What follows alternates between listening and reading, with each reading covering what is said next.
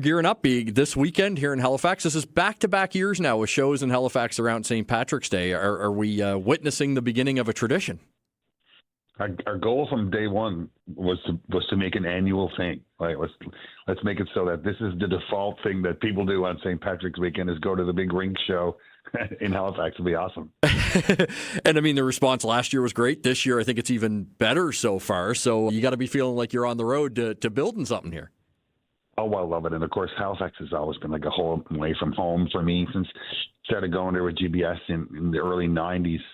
And like, just so grateful that the people of, Halifax and Nova Scotia liked our music. we felt like we might be able to make it across the continent.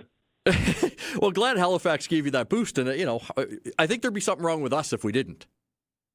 Well, I always say I never took it for granted that because Nova Scotia, of course, has so much good music of its own. And if you're a band from St. John's, it's a long, long drive to get to the next big city. And that next big city is Halifax. And you need that one really badly. And like, you're in serious trouble if you can't find an audience in Halifax if you're a St. John's band. So we were super grateful. And I remain, grateful for so many great nights there over the years. You're taking me back to that. Do you remember what those first shows were like for you and Great Big Sea here in Halifax? Oh, we went to the lower deck, man. We took the ferry on I believe it was like a overnight on Saturday from Argentia, me and Daryl Power. And we landed in Sydney at like 3 a.m. and drove from Cape Breton down. And I remember I woke up when we were crossing one of the big bridges and I looked down at Halifax and it was like looking at Manhattan or something. Finally, we were going to get to play a gig on the mainland of Canada. Like, it was just unheard of for me. Like, it was a dream come true.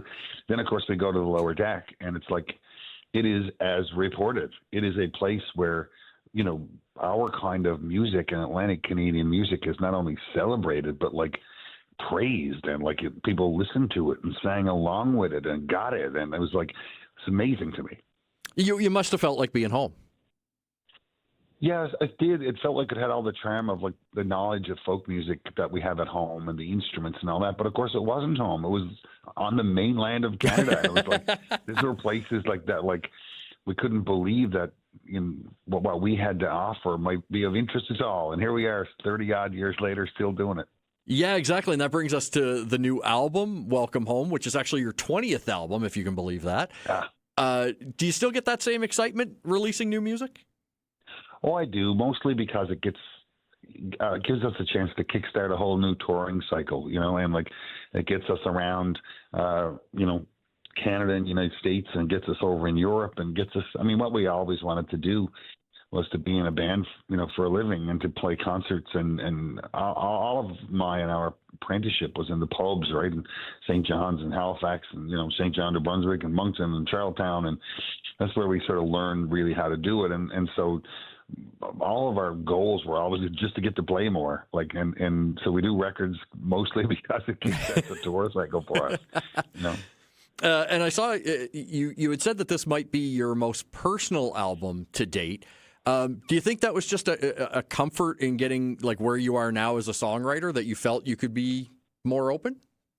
Yeah, there's a few barn burners on there that I'm sort of more well known for, but I guess it was just about becoming comfortable enough to let people hear you whisper instead of yell once in a while, and it took a long time for me to get comfortable enough with that. So I'm grateful that people have responded so well to the couple of introspective songs on the record. Well, I think it's something that even through the barn burners, you've been able to do. I think there's always been this feeling of, I know Alan, he's a good guy, and I want to party with him. I'm so grateful that you said that, because it's been the sort of slow but steady realization of my adult life that, one of the great blessings of being Alan Doyle is that people want to be with you, and like, what a great result. like people smile when they see you coming, that's pretty great. Lots of people never get that. And like, I'm super grateful for it on Saturday in Halifax. Like, that can be your TED Talk. How to be super likable. I'm grateful, man. I'll take it. And on the new album, Welcome Home, you actually went back and redid a Great Big Sea song. How did we get from saying I love you? And that was from like 97, I think, was when Great Big Sea released it. It was released, I think, on the Play record in 97, but it was written long before that. The first origins of that song came from when I was about 20 years old, 19 or 20, and it was just my first time ever sort of having like a more or less grown up breakup with a girl and realizing that, you know, the consequences of relationships and stuff when you're an adult are different than when you're a teenager, you know, and it was just one of those sort of coming of age songs, and I was so grateful that we got to record it with Great BC, and then with the beautiful, beautiful band with, you know, Corey's guitar and Kendall's fiddle and Todd's piano and stuff. I just thought it would be such a beautiful song to reimagine, you know, and Kendall sings the girl voice in it. It's just, I just love it so much. I was going to say, did it feel weird to almost like cover yourself? Yes. Yeah, it really did. And I think it's the first time I've done it where like you kind of reimagine something that was kind of set in stone, if you will. And it does feel odd, but exciting, you know, really, because, you know, you hear stuff you didn't hear before. I mean, you have possibilities you didn't see before. And it's just, I'll do it again. I was reluctant to do it, but I would do that again. I'd love to reimagine a whole bunch of the old songs. Well, now you have different experiences, right? You can go back and see them almost through new eyes, and then and with new players and new voices and new, like, it's a very interesting thing. I found it, like I said, I was terrified to do it, but then I found it very satisfying. That's fantastic. And I was peeking your Instagram because I had to, and you know, I saw you were recording an audiobook and that there's a new book coming later this year. It comes out in November. And it's a little bit of I'm not letting the cat out of the bag or anything, but it's a little bit of a travel log. Okay. It's follow me. How I would describe it is follow me around Newfoundland and Labrador, because I knows everything about Newfoundland and Labrador, and then watch me discover that I don't know hardly anything about Newfoundland and Labrador. So this is interesting. What did you learn that stuck out to you most about your home? So many things. We are very, very, very good at reacting to hard times. We are really, really bad at flags and time zones. Yeah, I've never quite fully understood the half-hour thing. Yeah, it's even deeper than I thought. When the book comes out, you know, I was shocked as well. I am looking forward to this even more now. Yeah. And then again, going through, like, if you're not busy enough because you are out there on the road doing a tour, you got the book coming out, you're gearing up for another run of Telltale Harbor in Charlottetown this summer. Oh, yes. We had a wonderful time we had in 2022 doing our musical, and I play one of the roles.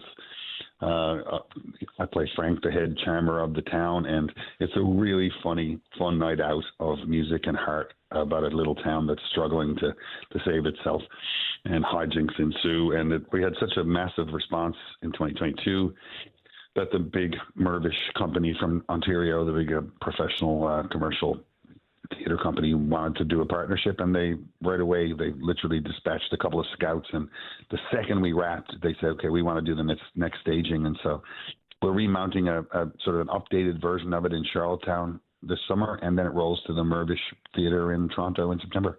I gotta say, like, how do we get it here at Scotiabank or Neptune Theatre even, or, you know? I'd love to do it at Neptune. Oh my God, I love that theater so much. It is fantastic, right? Yeah. What do we got to do? We're like, tell me, Alan, what do we have to do to make it happen? Well, 2 pints, I'm there. Done. I know some folks down at Garrison. Let me make a call. Thank you. I like, you know, obviously acting is another avenue for you, and doing the stage. What do you have a preference? Stage, television, film?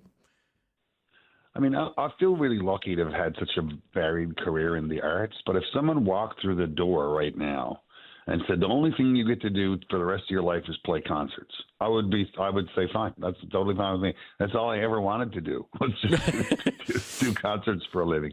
I would so happily just play concerts. You know, like that's was always my fave. It remains my fave, and I still love it. That's fantastic. And I said I was on your Instagram, and I'm not trying to downplay you, but let's be honest, the stars of that Instagram are your pups, right? I tell you, man, it's become it's yet another life lesson in the modern age where, like, people are way more interested in your dog. How are they doing? They're so cute. Yeah, well, I have one old guy. My older guy Spencer he's a Cavalier, and he's like 13 or something now, and he just lives with me in the studio basically. And like, you know, he's a cranky old guy. And then we got this little what do you call him, a Havanese dog, Pearl, and she's like 3 or 4, and she's still full of energy, and is a little young dog. So we got like, they just annoy each other constantly. I stopped posting pictures of my dog. I honestly, between you and me, I was getting jealous because you're right. They get more love. They get more love, man. It's great. So like, Saturday we've got the show at Scotiabank. I think there's still a few tickets left, and we talked about it earlier, trying to make it a tradition. Are we already looking at 2026? Maybe I'm putting the cart before the horse here, but I'm in. Whenever Halifax puts up the light, I'm coming. So we need to build like a bat signal for Alan. That's right. I mean, we got a great show planned. Myself and the Fortunate Ones are doing this whole tour, but we have a second special guest, Tim Hicks, and he's a great outfitter rolling with us on Saturday night as well. So come early, check out Fortunate Ones, and come see Tim, and then come watch me and the beautiful, beautiful band, and then I'll figure out a way to get all of us on stage towards the end. That's what I was going to say. I feel like that's what everybody comes together for Patty Murphy or something towards the end. Just love it. Love the idea.